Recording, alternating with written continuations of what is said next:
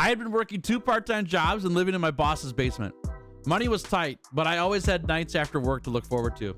Me and friends of mine that I had known since I was a teenager would hop on Overwatch every night to hang out. We'd lose a lot of matches together and laugh into the middle of the night. My boss would tell me after I moved out that he and his family would laugh at me laughing because they could tell I was having such a fun time. I look back on that year often, and I wouldn't trade those nights for anything. They're a big reason why I love gaming. But do a quick bit of research on any video game you actively are looking forward to playing, and you're gonna find a ton of hate around it. And though criticism of games is fine, watching and reading extreme takes on games can leave you wondering if the game is even fun in the first place. There's more reasons than I can even list as to why video games aren't fun for people. But I do have a bunch of ideas to help keep gaming fun in many cases. If you're feeling like a game is becoming a chore, a drag, or something that doesn't perk you up or keep you entertained, maybe I can offer some ideas to you to help keep things fun and refreshing and exciting to come back to. First and most important, don't forget that video games are a hobby. They're for fun. It's an activity that you spend your free time on. It's something you're freely choosing to participate in. You could be doing literally anything else, but you've chosen to spend time playing video games. That's amazing. Enjoy it. It's a good time. If you're not enjoying the game you're playing, that's okay. Just stop playing. Take a break. There's literally a million other games you can try out if you're not enjoying the one you're playing. And if none of those feel worth your time, there's even more options for things to do other than video games. The possibilities really are endless. If the game you're playing feels like a chore, it might be time to take a break. I get this way with a lot of mobile games. It's just how I'm wired.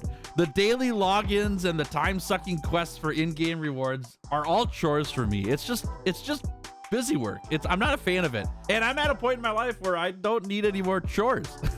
So mobile games, I don't even look at them anymore. They're not for me. Many games have their own version of what could feel like a chore to somebody. And see, that's the thing. We're all different. Some chores are fun for others, and some it's not. That's okay. Take a break, do something else, come back to that game if you're up for that chore. And if you're never up for it, maybe it's time to try a different game. That's okay too. Developers create challenges in games to give you a challenge. That's what it's there for. It's their goal to make something that you're going to enjoy overcoming in creative and fun ways.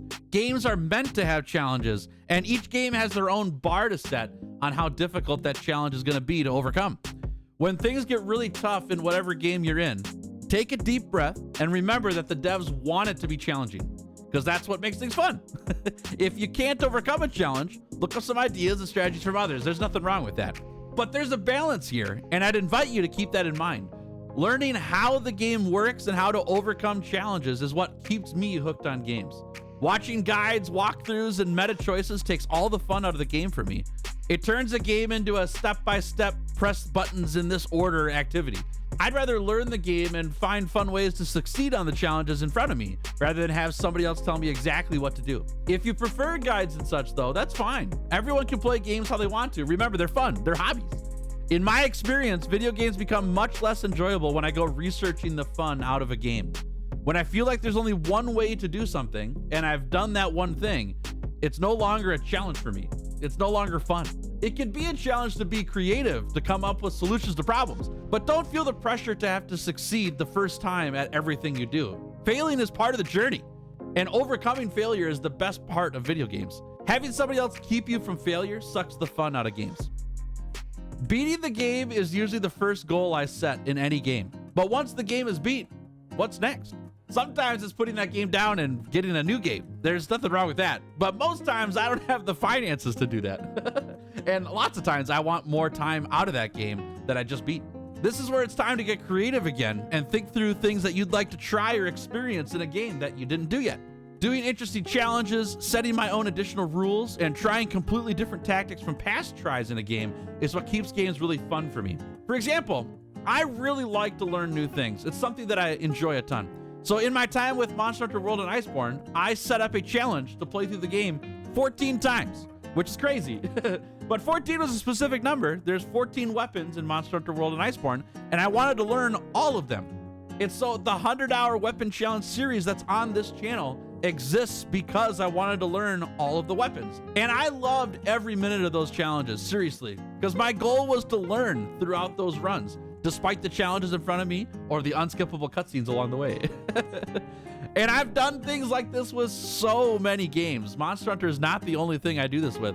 It keeps costs down for me. I don't buy new games constantly to play, half of it and move on to something else. It keeps replayability high for most of my purchases as well. I'll play through the game multiple times.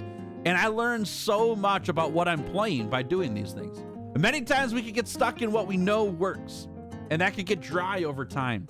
Experimenting with all the systems created by developers is what keeps everything so fresh. All those systems are in the game for a reason, so give them a shot, see how they do. If they weren't viable at all to play the game in the first place, they probably wouldn't be there. This isn't always true, but 9 times out of 10 it is. Bringing a friend along for the ride or joining a community of fun players for games you like to play makes gaming so much better than playing alone. Over the last few years, my friend group has done less regular gaming together. Our lives are just so busy, we don't get to hang out much. But I really like playing games with others, a lot. So I've spent time finding people I've never met before to play games with and to have a great time helping each other out in those games. Heck, there's a group here on the channel called the Basement Squad, and we play together regularly. We play Monster Hunter Wilds pretty much every Saturday, helping each other with hunts, working on builds, gathering materials for hours each week, and it's a ton of fun. We've even made an in-game uniform, and the goal is to help others out while looking good while playing. It's really fun. And if you're interested in being part of the Basement Squad, feel free to join. It's an open invite, it's free, and it's super fun.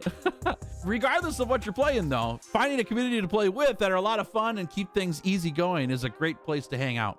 There are communities to be found on Discord for pretty much any game, as well as YouTube and Twitch for live streams and content creators to get behind with others and enjoy together. Give it a try sometime with creators you enjoy and see if their community is awesome to game with. It's a big step to play with people you've never met before, but you never know who you might meet and enjoy questing with who's just waiting a Discord server to play with you. One of my favorite stories of this happening is my friend Goose. Goose has been a longtime viewer and member here on Giddy Fox Gaming, but we first played Monster Hunter World together after Goose had let me know that they had never played Monster Hunter multiplayer before. I invited Goose to play with the Basement Squad and I on stream, and Goose played a few quests with us and had a blast. And since then, Goose has been around streams and gaming with other Basement Squad members in our Discord regularly. A moment of bravery and taking a chance doing something different than normal has made for a community where Goose and others that they've met here on the channel play games together throughout the week. Goose is just one of the many stories of things like this happening, and it changes how you enjoy games down the road when you get the right people around you to share in your enjoyment. And unfortunately, this one may sound a little bit negative, but it matters so much. You can keep games really fun by getting off social media. Seriously, there's no better place to feel terrible about a game than reading through Twitter posts, Reddit posts, and content creators who are looking for your click and views and not having fun or enjoying the game they're involved with. There are many communities out there that are fun to be a part of and keep gaming real fun. But there are many more communities that are the opposite. And unfortunately, our media and social media and human nature in general are tuned to negatives instead of positives. Heck, I could prove it here on this channel. When Monster Hunter Wilds released, I was selected to do a review of the game. So instead of doing just one review, I did two. One with all the positives about the game and one with all the negatives. And it's easy to see which video people gravitated towards. And just to be ultra transparent here, I mentioned in both videos right at the beginning that there's another video going over the other side of the conversation to give people a way to grab both good and bad parts of the game. And I know many people went to watch both videos, but the majority only stuck with the negatives and just flamed it in the comments. The tip here is to stick with creators you trust. There's a huge wave of people in the world who jump on a bandwagon to hate on anything because it's good engagement for their posts. They get paid more for causing drama and controversy, or they're looking to and growing their brand in that way. Don't let random people you don't know make gaming unfun for you. How you feel about a game is what matters most, and I'm giving you permission and support to play any game you want and to love it. Don't let others' opinions stop you from playing video games. I promise you, those people don't care about you. They care about themselves being right. And for those who are going to leave the inevitable comment about criticism is what fixes games, you're right. Please send criticism to game companies through feedback forums and their social medias. Dumping on other people for their enjoyment of a game doesn't help fix the game. You clicked on this video either to get some insight on how to love video games again, or to see if there's anything worth hearing from this weird fat guy. And I hope you'll give these tips a try and that your enjoyment with gaming increases.